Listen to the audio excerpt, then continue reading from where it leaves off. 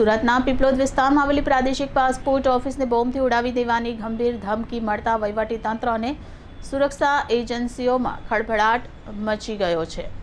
અજાણ્યા દ્વારા મોકલવામાં આવેલા ઈમેલમાં આ ધમકી આપવામાં આવી હતી, જેને પગલે તાત્કાલિક સર્ચ ઓપરેશન હાથ ધરવામાં આવ્યું હતું।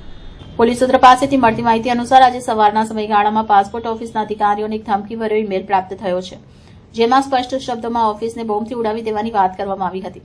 આ ઘટનાની જાણ થતાં જ ઉમરા પોલીસ સ્ટેશનની ટીમને એલર્ટ કરવામાં આવી હતી। ધમકી બાદ તાત્કાલિક અસરથી પોલીસ, ડોગ સ્ક્વોડ અને બોમ્બ ડિસ્પોઝલ સ્ક્વોડની ટીમ ઘટના સ્થળે પહોંચી ગઈ હતી।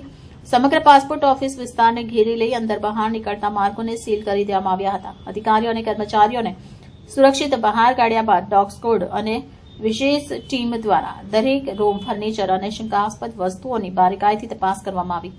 સઘન તપાસ બાદ પોલીસે સ્પષ્ટ કર્યું કે તેઓને સ્થળ પરથી કોઈપણ પ્રકારની શંકાસ્પદ કે વિસ્ફોટક વસ્તુ મળી આવી નથી। આ ધમકી ખોટી હોવાનું પ્રાથમિક તારણ બાદ સ્થળ પરથી સીલ હટાવી દેવામાં આવ્યું અને ઓફિસની કામગીરી ફરી શરૂ કરવામાં આવી હતી।